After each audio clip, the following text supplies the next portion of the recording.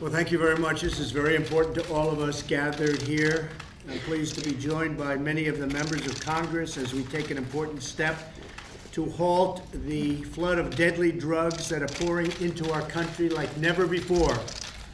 It took place 2, 3, 4 years ago. It's at a level that people haven't seen over the last few years. In a few moments, I'll sign the Interdict Act.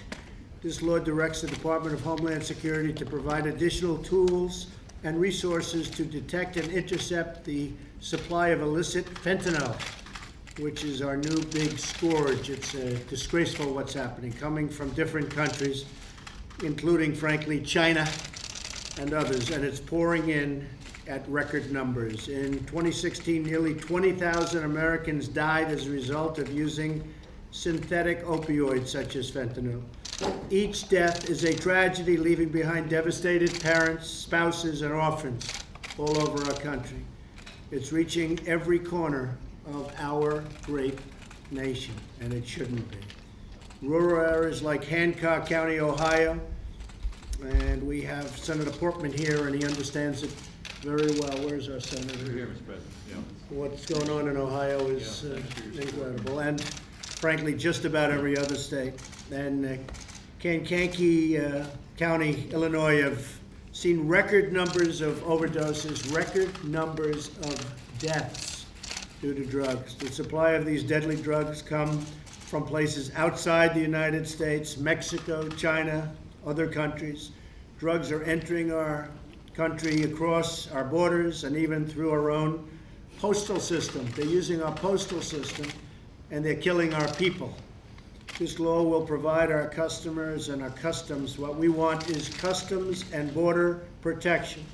We have to have customs and border protection, which is desperately needed, and we have the resources to detect and interdict these dangerous drugs. The drugs, for a lot of reasons, are far more dangerous than they've ever been.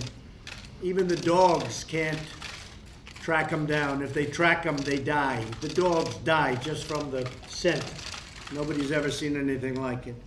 So you imagine what it does to people. It'll increase the number of chemical screening devices, as well as the number of experts to interpret the data that's collected. My administration is committed to doing everything we can to combat this deadly scourge of drug addiction and overdose. This law represents a significant step forward. I think before we sign, we have great congressmen and women, we have great senators behind me, and maybe we'll start with Rob, and we'll go around a little bit if anybody would like to say anything. Rob? Thank you. First, we appreciate your support of pushing back. This deadly poison is coming into our communities through the mail system primarily from China, and this legislation will enable us to have better equipment to detect it, but it's something that is absolutely urgent. It's the #1 killer now in terms of overdoses in my state, in Massachusetts, where Senator Markey's from, the original author of this legislation. And unfortunately, over the past several years, it has increased every single year. So this will help, and we appreciate your willingness to step forward and take a lead on fighting back against this poison that's coming into our states. And yet it's getting worse and worse every year. You look at the charts, you look at the statistics, every year the country fights hard. I mean, not just since I've been here, it's been fighting hard, and it gets worse and worse. And what's your recommendation? Senator, what's your recommendation? Well, this is going to go a long way. These devices are actually able to detect fentanyl as they're coming through in packaging. And in Massachusetts, like Ohio, it's an epidemic. In 2016, 2,000 people died from opioid overdoses. 1,700 of them had fentanyl in their system. So this is the epidemic. It's gone from prescription drugs to heroin, but it is now a fentanyl epidemic in the country, and the legislation you're signing will give the tools to our law enforcement, to our detection of people in the country to be able to identify it before it gets into the hands of families in our country. So we thank you. Well, it's going to help. Hopefully it'll help a lot. Michael?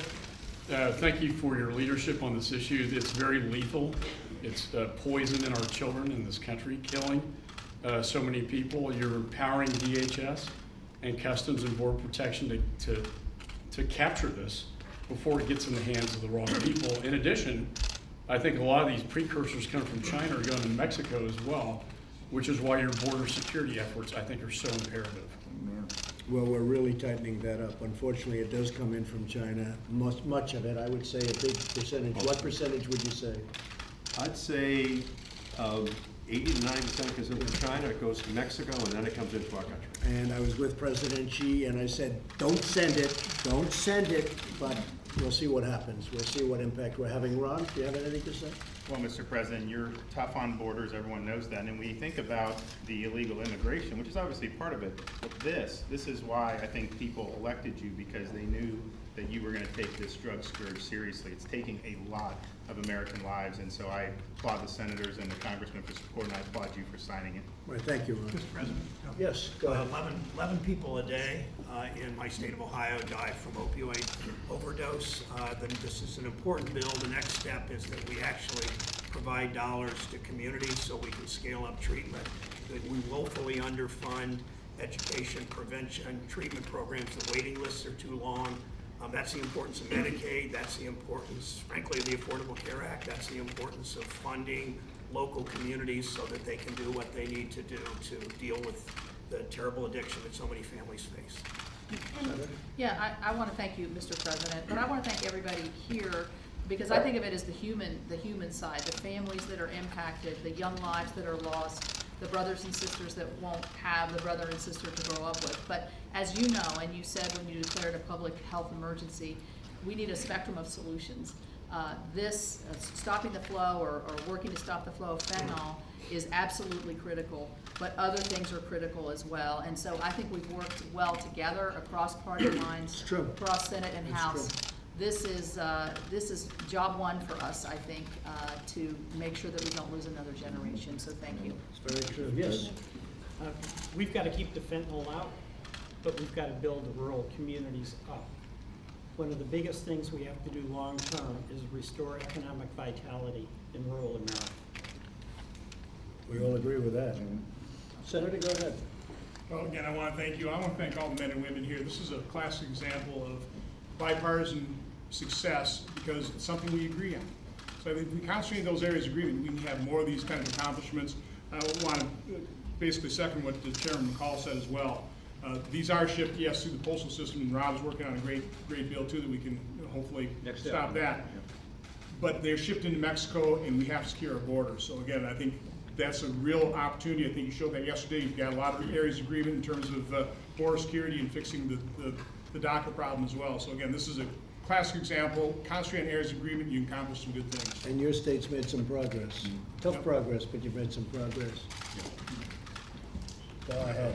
Well, thank you, Mr. President. But I've sent enough people to prison for dealing with drugs like this, whether selling. Anyway, it's really great to be part of getting a bill done that stops it from getting to that point. And you combine that with the best neighbor, the best thing we could do for our friends in Mexico, stop their being used as basically a trampoline for drugs coming in here. You cut off the $70–80 billion that's used for corruption that goes to the drug cartels in Mexico, and they ought to be one of the top 10 economies in the world. And the best thing we could do is maybe build a wall where we need it and secure the border. And Americans are helped without the drugs. Mexico is helped without the drug cartel money, and we're much better neighbors. And as you know, we're going to build the wall. And we really have no choice. Anybody else like to say something? Mr. President? Yes. I appreciate your Thank you. celebrating this bipartisan moment. It's a testament to what can happen for the benefit of the American people when they come together on a scourge such as fentanyl and the opioid addiction. And I encourage you to focus your efforts on further funding and thinking about opioids and marijuana. We can talk about it another time. Okay, that's all right. That's okay. Yes, sir. Mr. President, I'm Brian Babbitt from Texas. And Yes, I'm I know a that. healthcare practitioner. Right. And, you know, fentanyl is basically an operating room drug.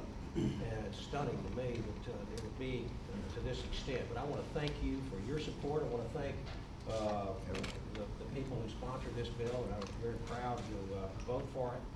And thank you for helping to make our border secure, because this is just one symptom of the open border problem that we've had, and there's a reason that you're sitting behind this desk right now. Well, I'm very proud to say that we're way down in the people coming across the border. We have fewer people trying to come across because they know it's not going to happen.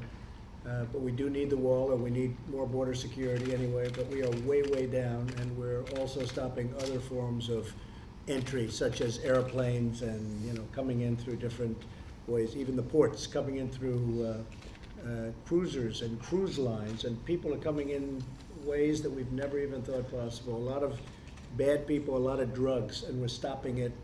But we're increasing the numbers. You see it. You've all been a very big part of it. We're increasing the numbers in terms of getting it stopped, and getting it stopped ideally permanently. Anybody would like to say anything?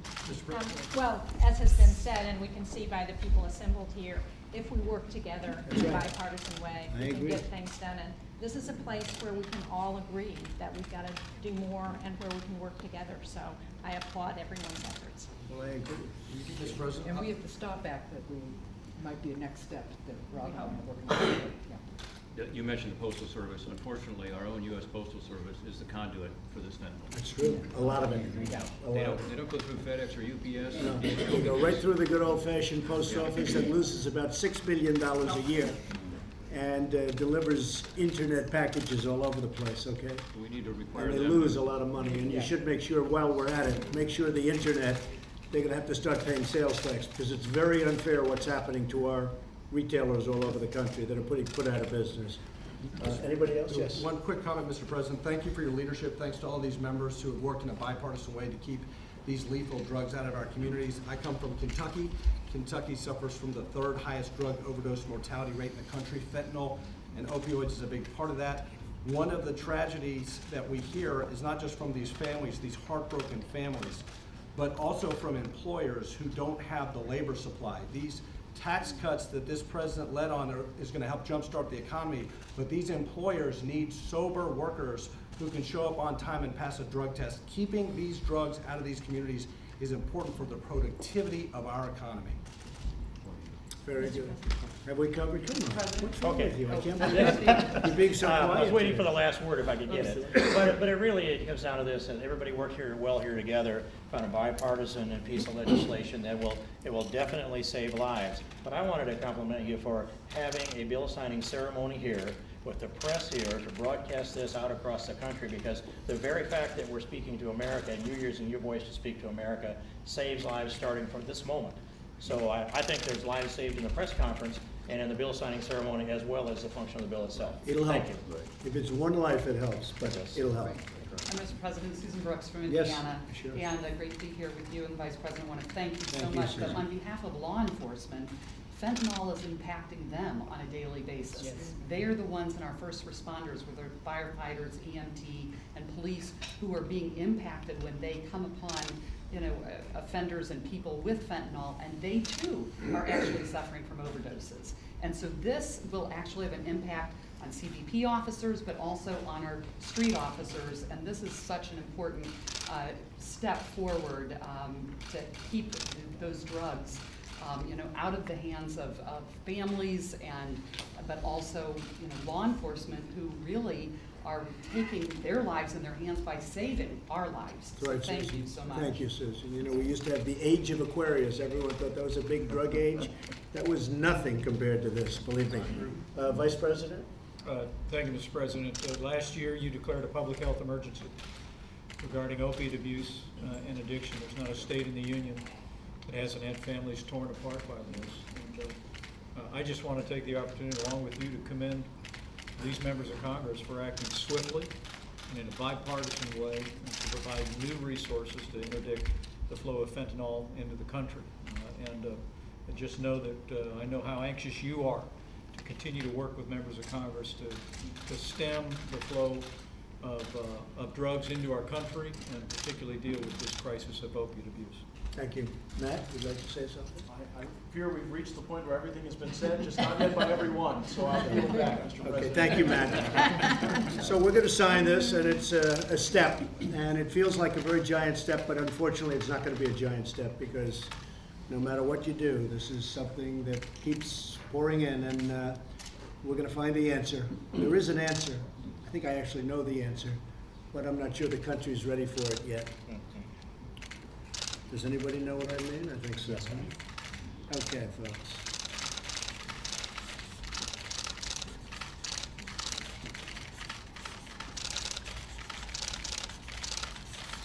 Who's getting this pen?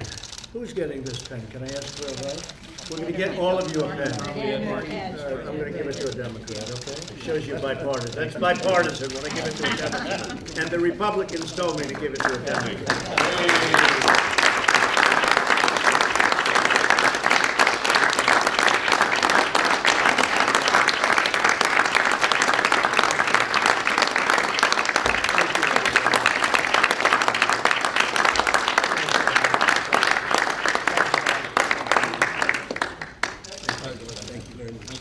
Thank you, everybody. Thank you very much.